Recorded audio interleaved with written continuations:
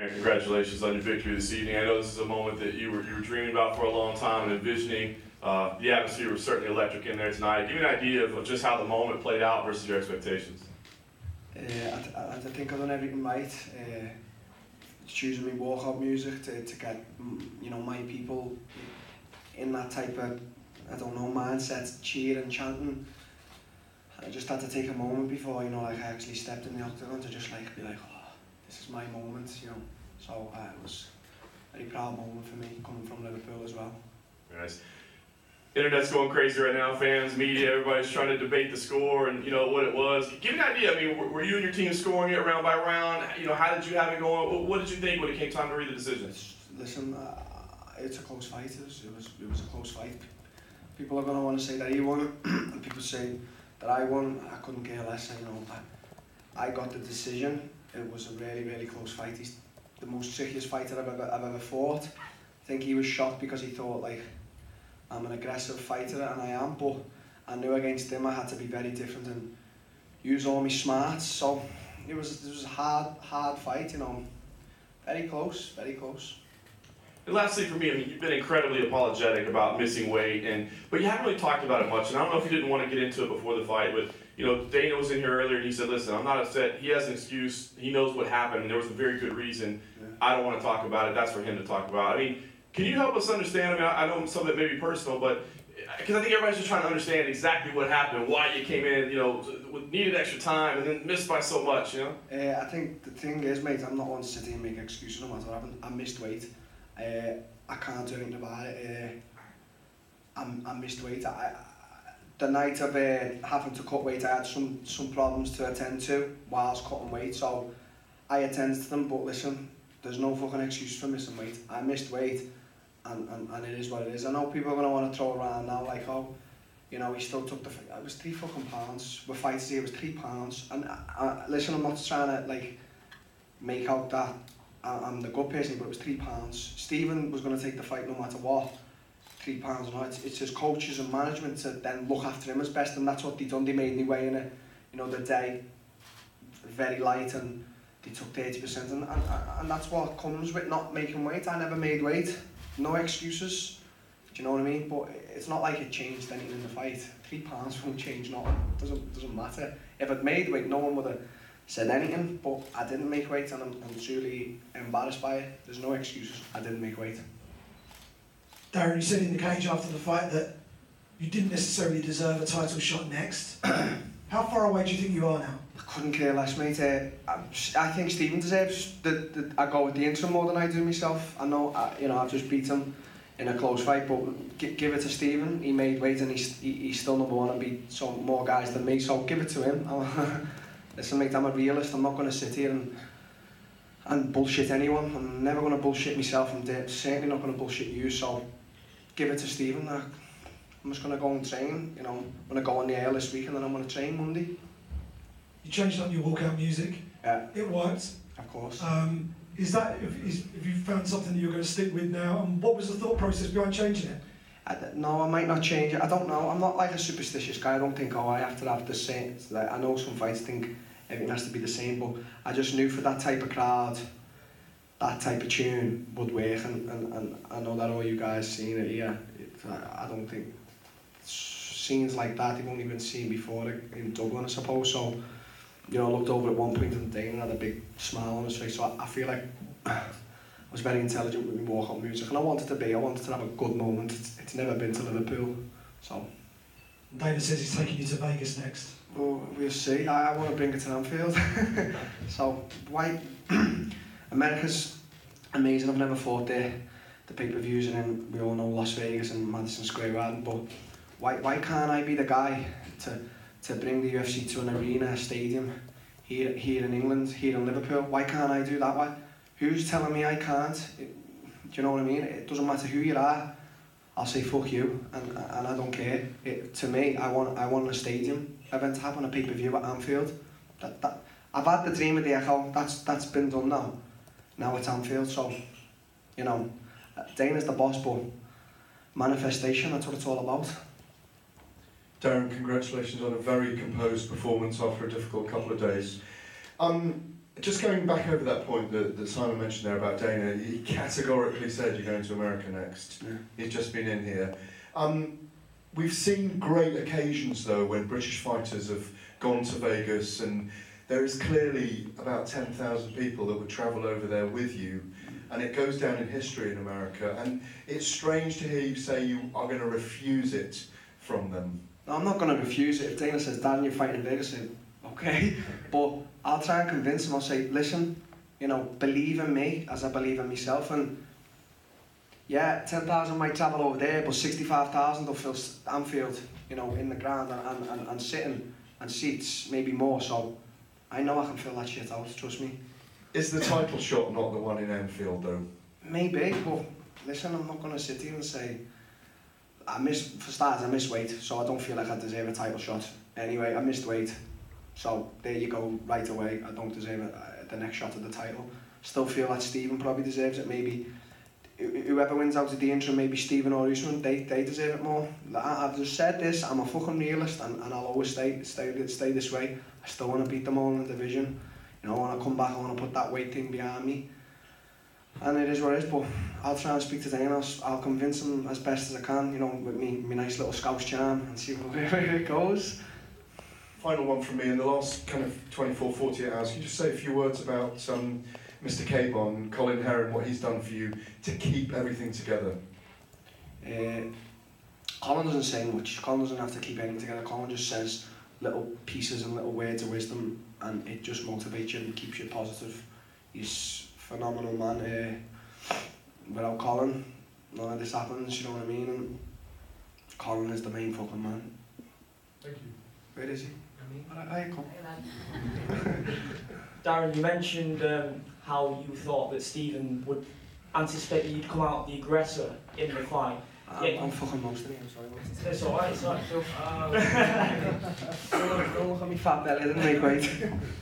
Yeah, so he anticipated that you would come out as the aggressor during this fight. Yeah. What actually happens is you outstruck him in a really technical stand-up fight. Is your goal, when you step into the octagon, to show how diverse you are as a martial artist every time you get in there? Good game plan, innit? I said I was going to finish him in the first, and through the rounds I could see him thinking, why isn't this little bastard running at me? And I had it all figured out. As much as it was me trying to figure him out and him trying to figure me out, it was crazy. It was Muay Thai versus karate. You know, he tried to take me down at one point, and I stuffed it with me wisdom, got back up. But I was trying to figure him out as much as he was trying to me. I was faking the left, but I wasn't throwing the left. I wasn't wasting no energy with it because I knew he wouldn't be there. He's so good with his head where he goes, and sometimes when I had him on the octagon, I'd open my hands up, you know, to make him think that I'm bigger than what I am. That's what I try and do. But listen, it was 5 rounds of each other. I said this, I put a tweet out there after a big Cowboy. I said what a chess match it would be, and it was, because as the people said, everyone's debating on Twitter. You know, I'm not on Twitter, but I can imagine that I'm getting hated on for missing weight, and you know, 50% are saying him and 50% are saying me. I won the fight. I did win the fight, but it was close as ever. He makes when he's at his best, Stephen Thompson, he really does make guys freeze up in there. The fight with Rory McDonald being a key example of that. Was that a fight that you studied going into this one? I don't study fights, mate. I study my opponent when I'm in there. That's what Colin's for, Mr. Carbon. When I get in there, I feel it and how it's going. If I felt like the finish was there in the first, I definitely would have went for it, but it wasn't. He's too fucking clever for that. Everyone who's fought him knows, but Woodley's had 10 rounds with him. He's too clever for that shit. You can't lunge in on a guy like Stephen. He didn't hurt me with anything, you know. I think I poked his knee in the first, but like, you know, I tried to be do a bit of karate myself, but I'm shit at it, so. But he's too clever for that shit. In the gym it's different, you know, we're not in a fight, but in a fight you've got to be very calm and collected, and I think I've just shown maturity in fighting years. Then I'm only 25, but I was very mature. He's 10 years my older. During the post-fight speech, I'm not going to repeat what you said, but you did say something along the lines of who is... Cunts. No, not that one. You said something along the line of who is Darren Till. Now, is the doubters out there, are they a key motivation for you in terms of rising to the occasion on events such as this?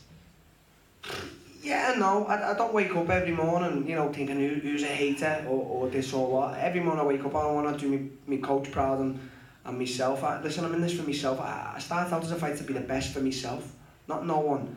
You know, when you hear fighters talk and they're like, my goals have changed because I've got a daughter and that, well, you're wrong, mate. It's got to be for yourself. You've got to do it for yourself, you know, and I'm doing it all for myself. As much as I'm doing it for them people, it's all about me. And yeah, I fucking hate doubters. I hate them with a passion. I especially hate the fighters and that they doubt me. You know, I think every fight in the UFC that they went to predicted Wonderboy would win. Well, fuck yous. Look, now, yeah, it was a close fight, but I still showed me worth.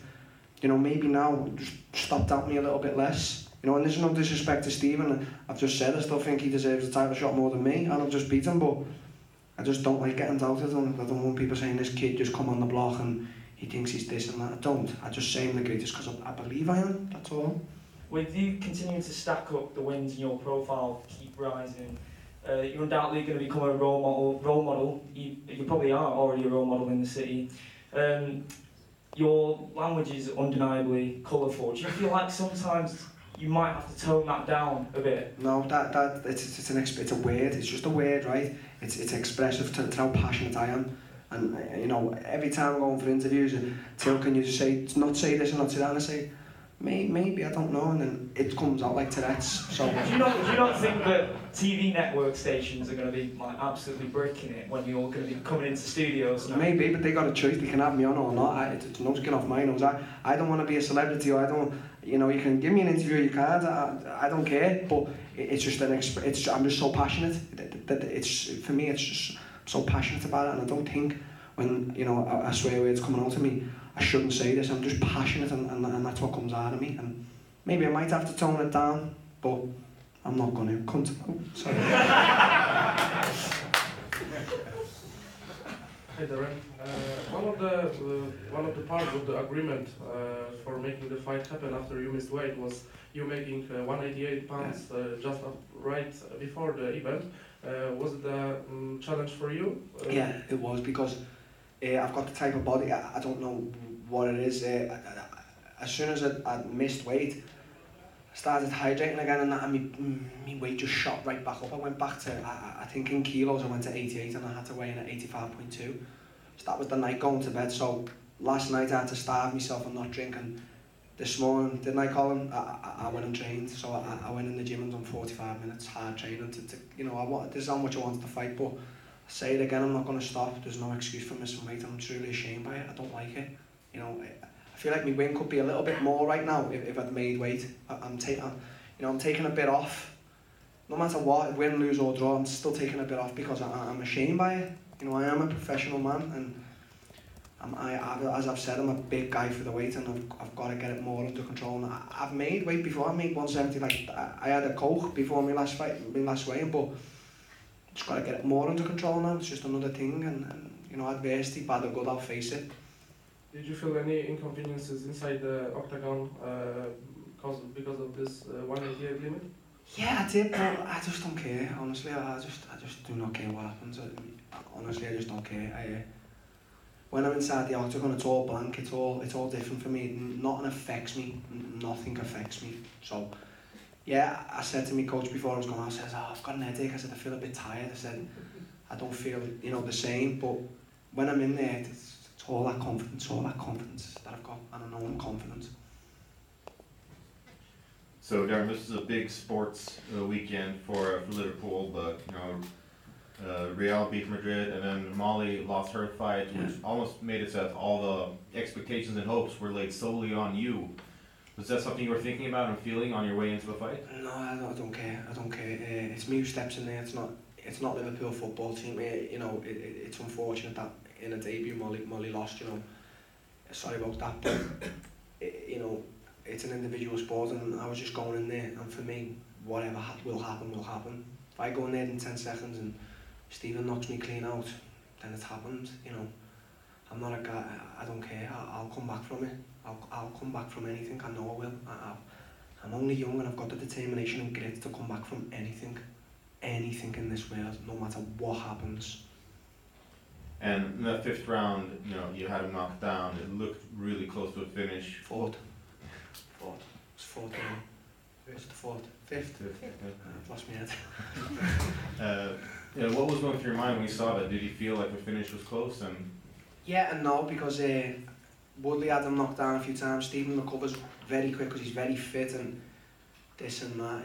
Listen, this fight for me wasn't about finishing Stephen. It was about being more of a smarter fighter, which I feel like I was tonight. So 5 rounds, easy. Wasn't tired. 5 rounds in the bank against, in my opinion, still the number 1 in the world. He's, you know, just said that he just still deserves more of a title, an instant title shot than I do. So hats off to him.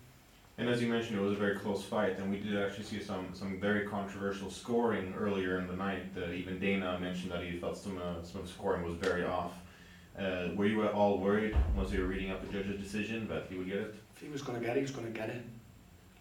It's simple as that. If he would have got it, he would have got it. And if I would have got it, I would have got it. I said to him after the fight, I said, we need to do it again. And he said, yeah, definitely. And right now, you know, his coaches are probably in his ear saying that he won the fight. He's probably convincing himself. And, you know, I'm sure I'd do the same. But I won. I know I won. I think I did edge it. Just on how I moved around the octagon. I cut him off. Anything he did throw, it was nullified. It wasn't hitting me. It was defended. So I think it was a close fight, but I do think I won. And finally, once you actually did get the win official, I mean the stadium erupted. Yeah. It was hurting ears. Can you describe at all what the feeling was like to win in front of your hometown like that? Not right now, because you're just getting dragged from here, there and everything, and you haven't got a chance to breathe, you know what I mean? Like, I think later on in the week I'll be like, oh, I've just gone 5 rounds with the number 1 in front of my hometown, and I'll look back on the interviews and the way the fans cheered. They're all my friends in there, you know what I mean? Half of that I could see them, they were all my friends. So yeah, it's sort of one of them moments you have to live it when it's done. Right now it's all like that to me. And there's a lot of goods, there's got a lot of ups and a lot of downs, you know, obviously the down is me missing weight, but still, shit happens. Thanks. Darren, over here. You spoke obviously about the atmosphere tonight, but how do you stay calm in a situation like that? And do you block out the crowd? Were you aware of the crowd during the fight? Yeah, I was definitely aware, but I'm in it. As short as my career has been in MMA, when I was only a kid, I was off travelling all around the world on my own, you know, with my backpack, fighting anywhere I could. I fought in Malaysia, fought in Canada, Thailand, so many places, you know. So I'm just a calm, collected fighter. I like nerves. I don't have to get myself angry or anything, because that's not my way to fight. You know, I know some fighters, for example, we say Diego Sanchez has to get really angry before a fight. For me, no, it's just all about being calm and being the more intelligent fighter. And you know, Stephen is so intelligent, and tonight I outsmarted him. I did. And Dana said that he obviously wants to take you to Vegas, but ideally, when would you like to get back in there next? I haven't got any injuries. I think I broke my toe. I don't know. I can't really feel it. So, but I don't know. Soon. I wanna fight soon. I don't know. I've just said I wanna try and convince Dana to bring Anfield Stadium. So if I have to wait longer while he promotes it or whatever, you know what I'm saying? While he promotes it, I'm already manifesting this shit. It's already happening in my eyes. You know what I mean? Like, I don't know. August, September. That until there's someone else Anfield Stadium. I can already see it happening. That's the key to it. Manifestation. Darren, you alright? Yes, brother. Yeah, I know.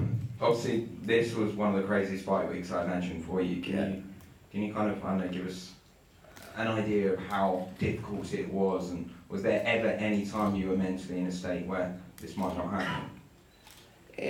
Maybe when I missed weight and then they were talking about me weighing 188, I was like, oh, that's hard. Not that I'm a guy who goes crazy because you know, we eat a lot, hydrate a lot. It's just 188 from 173. It's not a lot of weight. So yeah, I was worried, and then I just thought, you know, I have to train this morning and make that next. I didn't make the first time, I made the second time at 188. So yeah, I was a bit worried at that, but as I said, you know, it's adversity, good or bad, I'll face it. And right now, probably more people are hating on me than liking me, you know. I bet a lot of fighters are jumping on that bandwagon to hate on me, and that just shows their weakness in my eyes, you know what I mean? It is a part of the fighters have missed weight, you know, just recently, I think Kevin Lee missed weight, and do you know what I mean? It does happen. I'm truly embarrassed by it, but what can you do, mate? It might be a little difficult for you now just after this win, but I mean, you've had so much time in the spotlight ever since October. Would you like a bit of peace now? Would you like people to perhaps, you know, just give you a few months to deal with it? No, mate, I get peace when I want peace. You know, I'm not an out there guy. I know I get a lot of attention and the spotlight is on me in English MMA, should we say, but it's not like a thing that I'll have to say, oh, I'm tired of interviews, or I'm tired of this or I'm tired of that. I'm not tired of any of it. My mental state gets me through anything. You know, it's going to be a long, I'm 25, I've got 10 years left. It's going to be a long 10 years, and then maybe I will sit back. I don't ever want to sit here and cry because I've done 100 interviews or I took 5,000 photos. I want to be able to stay strong and do it all. And just lastly, obviously you manifested this night, as you said plenty of times. You said you were going to bring the UFC to Liverpool. When you were kind of standing in the octagon tonight, was it everything you thought it was going to be? Yeah. I was looking up at the TV screen, just seeing myself in black shorts, and at that point I wasn't really thinking about the fight. I was like, oh my God, I'm inside here, my nerves have gone. I was like, oh, I just need to look around and enjoy this. And then he was coming out, and I was like, okay, right, let's fight it. But I've just never seen anything like that. The guy from the Echoes just texted me, and he's like, Darren, we've never seen anything like that in our lives, do you know what I mean? So, it's good, mate, it really is good. I'm truly, it's made me emotional. I might start crying. Don't worry, mate. Darren, you just beat the #1 contender in the world, and there's no way with the things that have gone on that you can honestly say that you are 100% there 100% of the time for the last 4 days. So you've beat the #1 contender, arguably not at your very best. Maybe my question is more for the coach than for you, but just how much better can you get? Because the potential seems limitless. My coach did say that. He said, look what you've just done. Didn't you call on against, you know, the #1 and you weren't at your best? But, you know, as much as my coach said that to me, I've just said it. There's never an excuse. It doesn't matter if you get your worst or your best. To me, the mentality I've got is, on fight night, no matter what happens, if I pull a knee or he pulls a knee or whatever, you break hand, the better man always wins in my eyes. I don't want to ever leave a fight going, I should have won that, or I didn't win that because there was this problem or because this problem. Do you know what I mean? I want to leave the fight knowing, well, he beat me, he was the better man. That's the mentality I want to have. That excuse bullshit don't work with me. I fucking hate it. I hate excuses.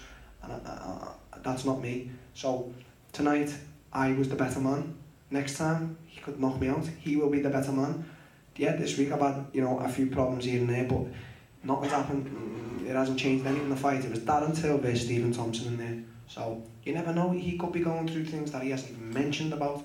You just never know what's going on in someone's life, and there's no excuse. Tonight the better man won. Next time maybe Stephen might win, or I will win, but it will always be the better man in my eyes. Darren, you know, for the longest time, Michael Bisping was the face of the UFC here in the UK. He carried the heavy water, so to speak. He's coming to the end of his career. Do you feel as though you can be the face of the promotion here for a long time to come? Yeah, that would be really, that's nice. That's nice that you're saying that, but I don't think of things like that. I think about being the greatest. That's what I think about. Yeah, you know, if I'm walking around the street or if people are talking on social media, Dan Till is the face of British MMA, you know, it's nice. I'm only 25, it's nice to have them kind of words thrown at you, but I don't want to see it like that. I want to just, you know, it's different how I want it to be, you know, because they're saying, you know, Bisping is the face of MMA, and what he done was phenomenal. I hope he still has a few more fights, but it's not just one man, do you know what I mean? It's as much as in Ireland, you know, they say it's just Conor, it's not just him, there's other fighters, and in America there's others, so I don't ever want to just be like, oh, I'm the face of British MMA, because I think that's just a bit too, I think you're getting a bit too big for your boots. Not that Bisping's ever said it, nor will I ever say it. I just think